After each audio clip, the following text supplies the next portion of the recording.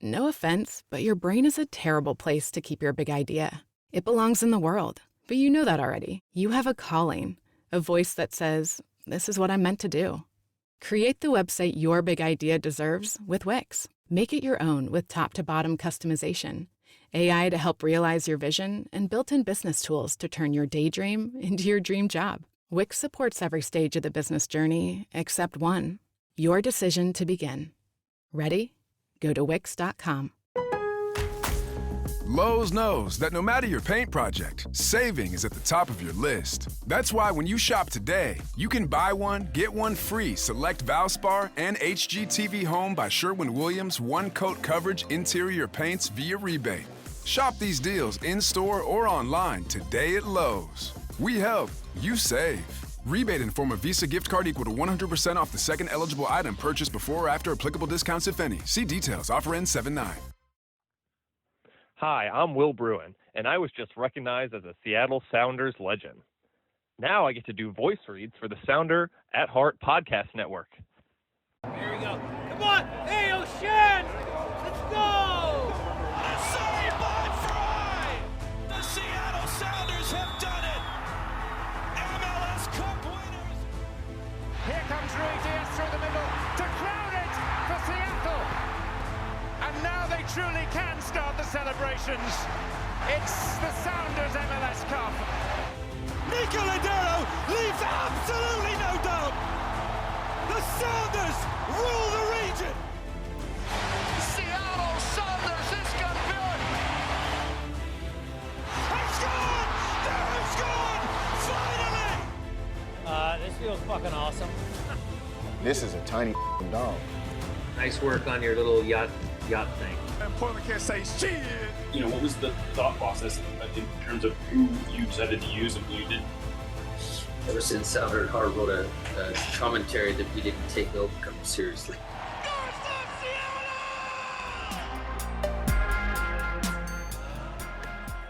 This episode of Nos Arietes is sponsored by Full Pull Wines, a Seattle-based wine retailer and proud sponsor of Nos Arietes since 2011.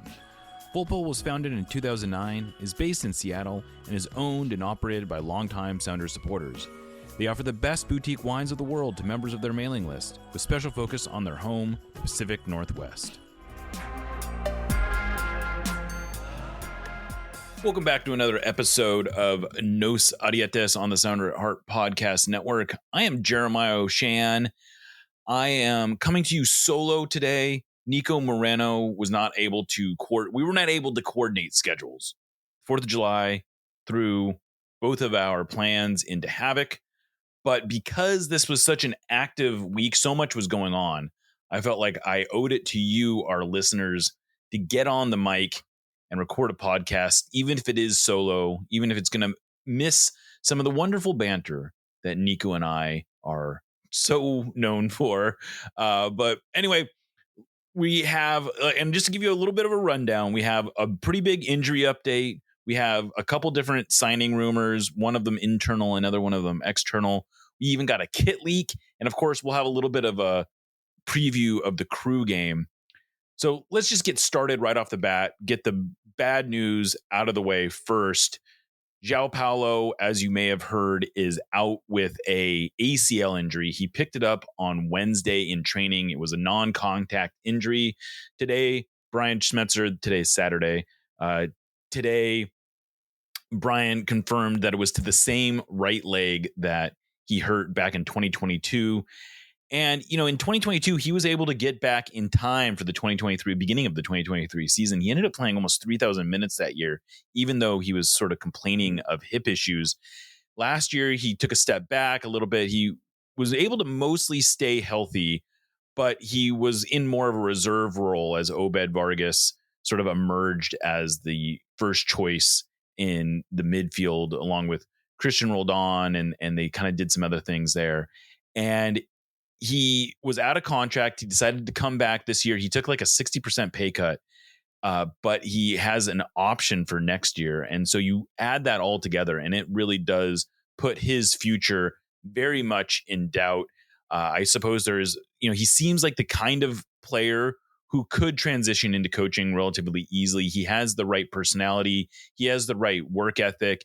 He is someone who understands the tactics of the game. He also is someone who it didn't come easily to. He had to sort of work his way. And so I wouldn't be at all surprised if the Sounders try to transition him into a coaching. It's also possible that he wants to try to come back. He is 34, but at 34, you kind of wonder how much juice is there really left to squeeze. He only had played about 500 minutes this year. Maybe he gets up to 1,000 minutes if he stays healthy. But next year, he's probably going to be, seeing diminished minutes again.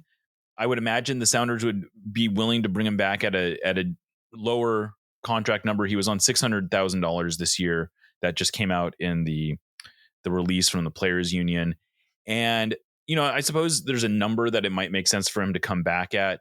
But again, he, on the best case scenario, we're talking 6 to 9 months he's going to be out. So that would, very, very, it would be a stretch to get back for the beginning of the season. I would suspect that he probably wouldn't get back until, a quarter, a third of the way into the next year at best.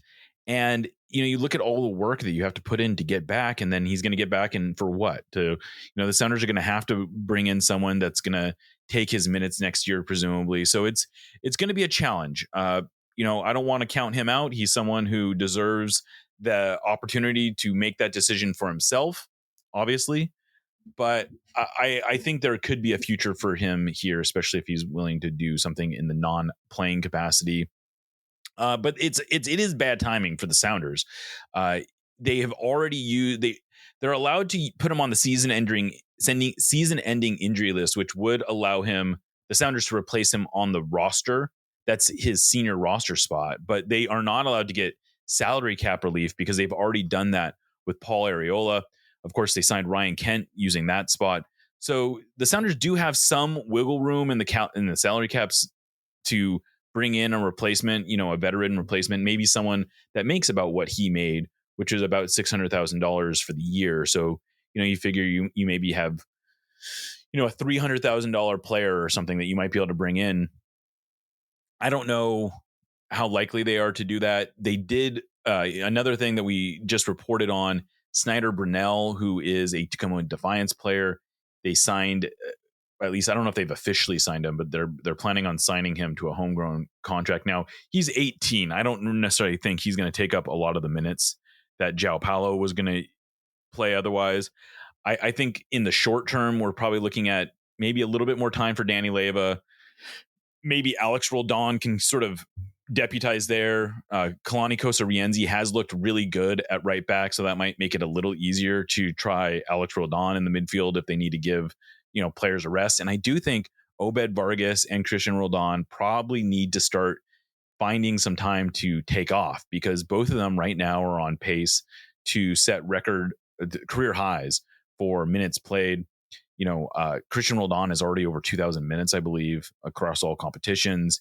He would be on pace for something like 3,500 minutes. That is a lot of minutes, especially for a player who, has been healthy for the most part. But again, even for him, that's a lot of minutes. So I would hope the Sounders are going to find time to give him off. I would not expect him to play, for instance, much in the Leagues Cup. Leagues Cup is coming up at the end of the month. That would have been a prime time to see João Paulo. But instead, we'll probably see a lot more Danny Leyva. Like I said, we might see some Alex Roldan. Maybe we'll see some Snyder Brunell. And I don't know, maybe it's possible that there are veterans out there that just need minutes. Sean Davis is a player who you may remember was with Nashville SC last year. He got traded to the Galaxy, and then he got cut right before the season. And he was a player who was pretty good at times. I could see him just, eating some minutes for the Sounders if they need that. So that's a player who is currently, he's actually listed on the MLS Players Association salary report. He is not playing with anyone right now. So presumably he's available if any MLS team wanted to sign him. And so, those are not necessarily great options, but that's the situation the Sounders are in. I would imagine they'll probably take a little bit of time to make a move. They actually can't do anything until July 27th. That's when the transfer window opens. So they have some time to think about it. They actually didn't even announce when João Paulo's surgery is going to happen. So, I think that's sort of indicative of them sort of assessing their options, as it were. But then on Snyder Brunell, this is a player who, if you pay attention to the Tacoma Defiance, you've probably heard this player's name. He first started playing with the Defiance back in 2023 as an amateur. He I think had the second most minutes of an amateur in Tacoma 1 Defiance /S2 history. And he is a young player. He's still only 18. And he's someone who kind of plays beyond his years a little bit. He is he's very much a two-way player. He has some offensive ability. He's actually scored goals in his last 2 Tacoma Defiance games, including on Thursday. He's starting to get U.S. national team or U.S. youth national team call-ups. In fact, he just played 4 games with the U18s at the UEFA Friendship Cup, which the U.S. won, actually, and he started the finale against France. Now, he wasn't on the field when the U.S. won that game in a shootout, but he helped the U.S. get to that point. I like him a lot. He has captained the Defiance quite a bit for a young player. He's someone who's not afraid of a tackle. He has some offensive ability. He can play the final pass. He can shoot when needed. So I like him a lot. I do think he's probably a little bit more, in the 8 mold than as a 6, but he's 18 years old, so he can evolve. Again, I just don't know how much of an immediate help he is, really. That was actually one of 2 notable rumors that we got this week. The other one was a player named Noah Ohio. He is a 6-foot forward who is currently with Utrecht. Niko Moreno actually reported that the Sounders have not only put in an offer, but are sort of in negotiations, active negotiations for Utrecht, with Utrecht. And Ohio, I think that's how you say his name. He's apparently of Nigerian descent, but he grew up in England and the Netherlands. He actually has played for both the English and Dutch youth national team setups. I believe it's like 10 goals for their various youth national teams. But he has moved around a lot. He has played for 7 different organizations. He's only 22 years old. He is almost exactly as old as you can be and still qualify for the U22 initiative, which is kind of an interesting piece to fit in there. He's probably someone whose transfer value has diminished a bit because he hasn't been able to stick anywhere.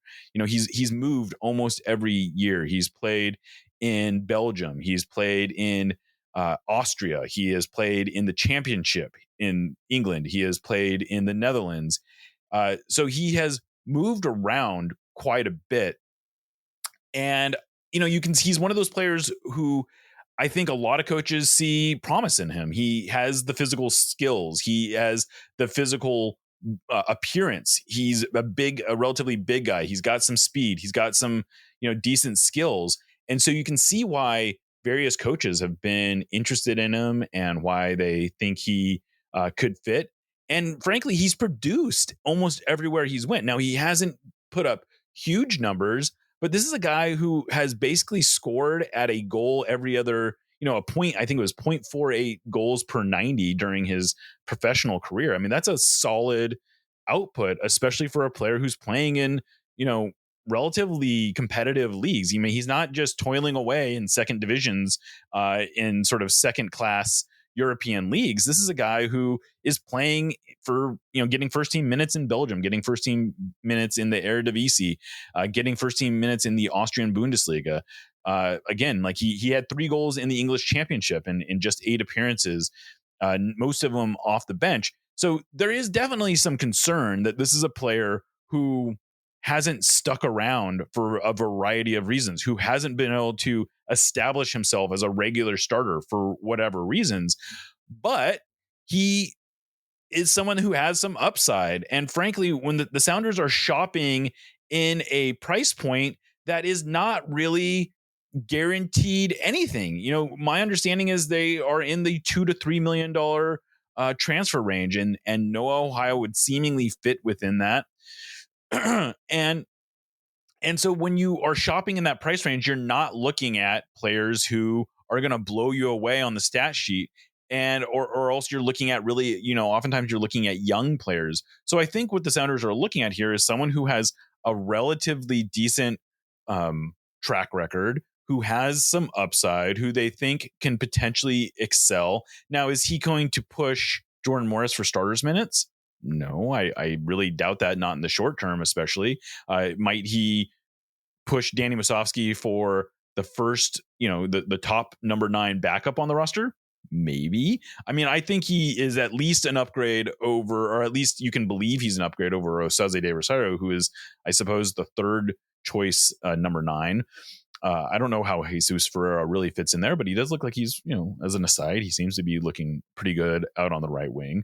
So I think Ohio, offers some intrigue. I think in a lot of ways, I've seen him compared to Dejan Joveljic, who of course was the player who is maybe the most successful U22 signing in league history. He took a couple years to really get going with the Galaxy, but he had some, he had bounced around a lot, and admittedly he had more success in Austria, in the Austrian Bundesliga, than Ohio has anywhere. But you can squint and sort of see a lot of similarities. So I get it. I think if they can get this deal done, I have to admit it's about as good as I would have expected. When I think if the Sounders really want to get serious about this roster spot, they need to probably up the budget. Like, they can't be shopping in the $2 to $3 million range. They probably need to be shopping more in the $3 to $6 million range. But as far as I know, that's not happening. So this is, you sort of make do with what you can, and you roll the dice, essentially.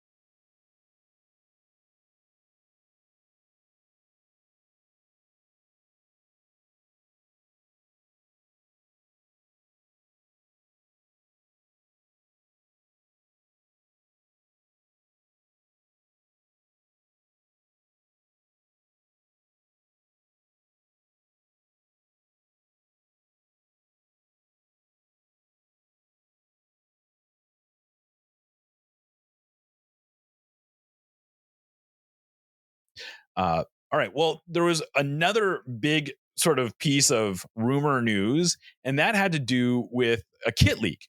If you are a regular listener or a regular reader of Sounder at Heart, certainly if you're in our Discord, you're aware that there is a third kit coming this year.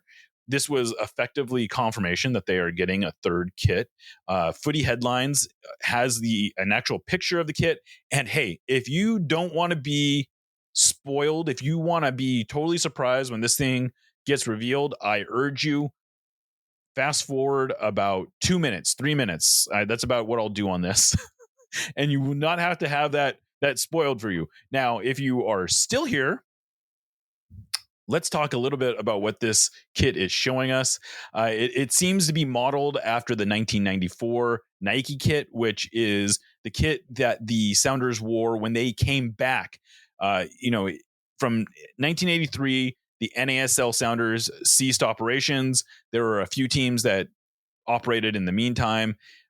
Seattle Storm, Seattle FC, teams like that.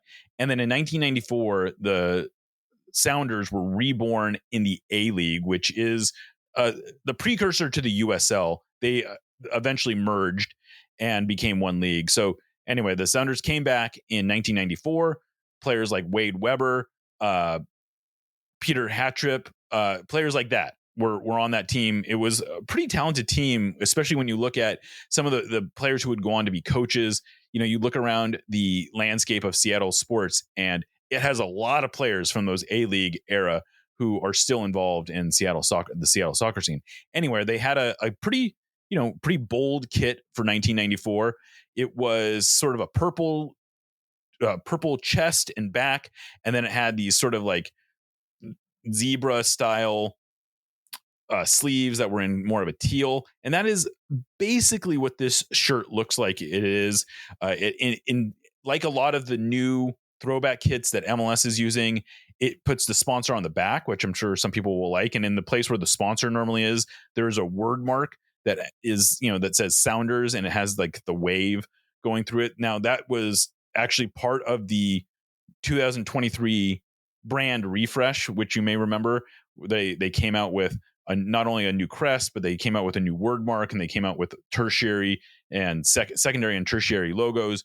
One of those logos was also like a little cartoon Sammy. The Sammy will be the crest of this shirt, which I kind of like. I think it's a fun kit. I have not seen it in person, so I'm going to withhold some level of judgment. But from what I've seen, I like the story potentially that they're going to be able to tell with this one. I think that's one of the things that ends up being really making or breaking a lot of these kits.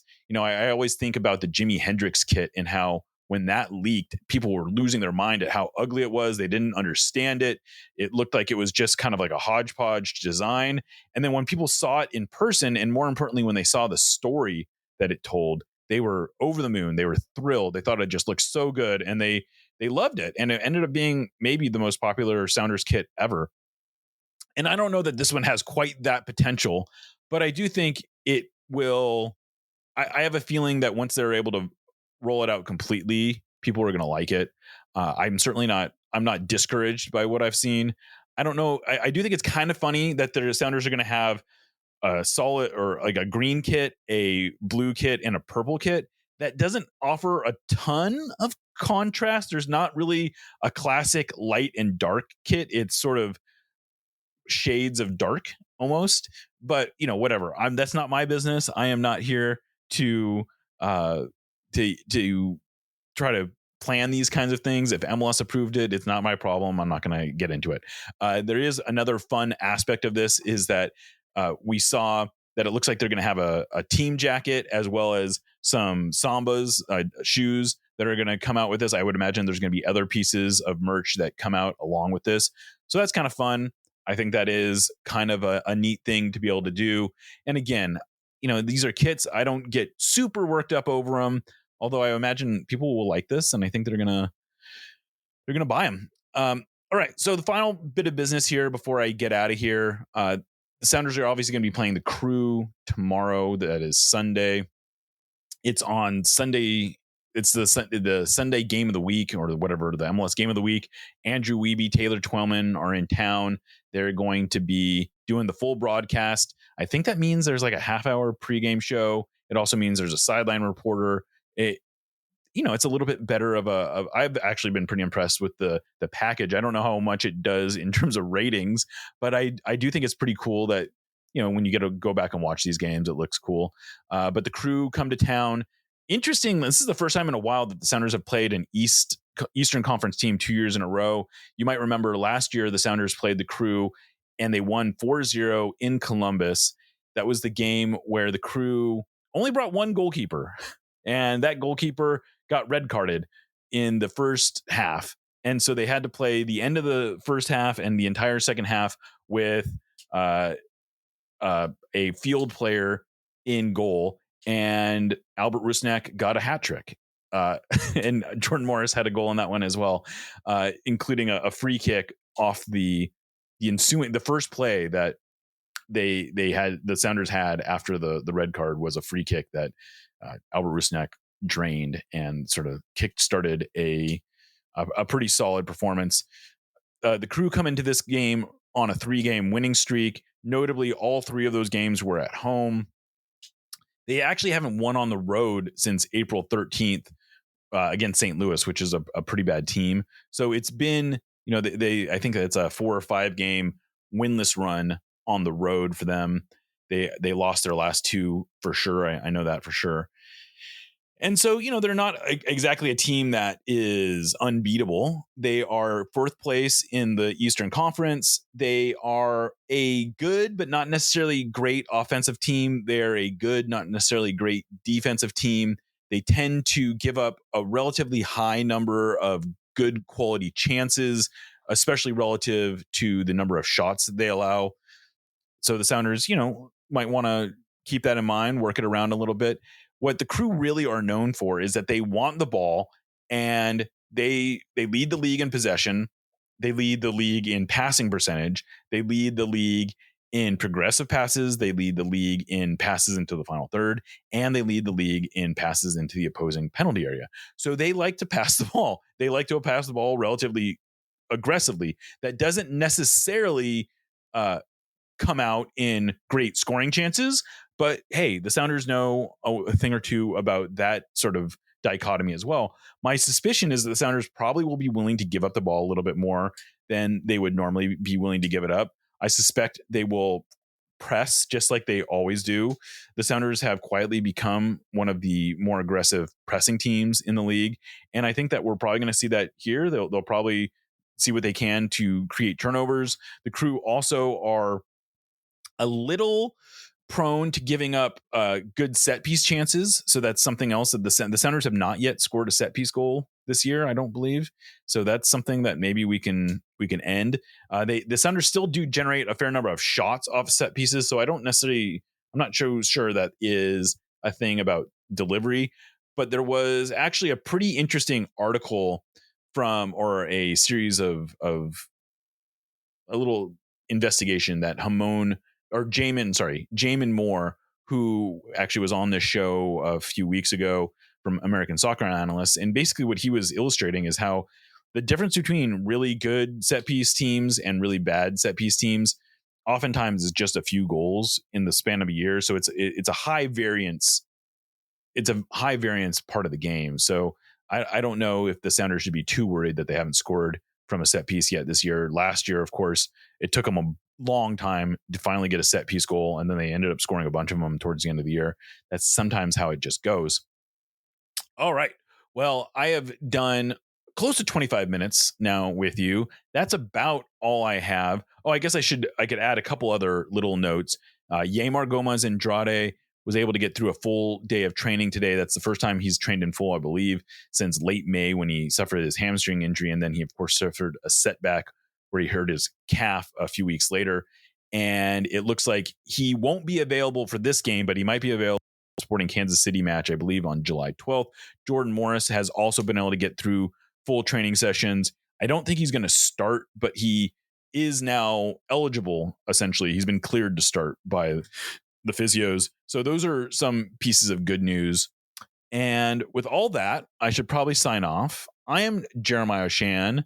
This is what we learned this week, which is on Nos Audietis, which is part of the Sounder Heart Podcast Network. And I will urge you that if you like listening to the show and you are getting increasingly annoyed at the commercials that we have been inserting, and I will admit, we have been inserting a lot more commercials lately, I would urge you to become a subscriber and to start listening to us on the subscriber only feed.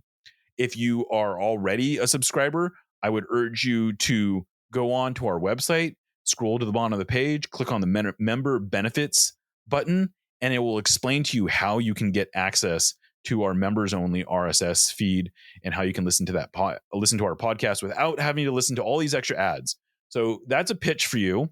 We are still well on our way to 3,000 paid subscribers. We are, maybe a couple dozen subscribers away from reaching that milestone. So that would be pretty cool if we can do that.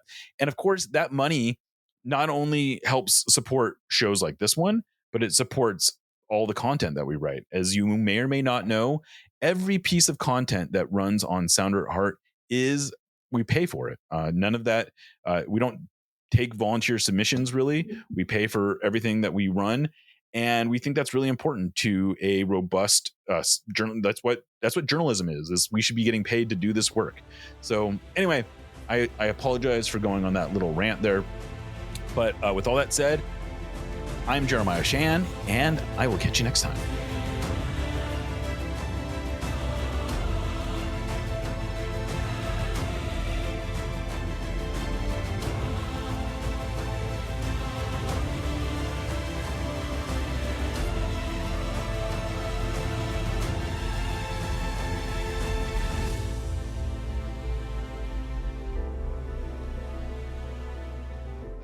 I expect a LAFC who's motivated to prove themselves at home, to prove to their fans that they're capable of winning in this league. And it's up to us to really brew in the party. I feel a lot better than Bob. Ever get the feeling you're being watched online? It's Data Brokers. They collect your personal info, your browsing habits, where you live, and who you're related to, and then sell it to the highest bidder. Aura helps stop that. Aura automatically removes your personal info from data broker sites and keeps it off. It also monitors the dark web, protects your devices, alerts you to real-time threats, and more. Start your free trial at aura.com/listen. That's AURA.com/listen for your free trial.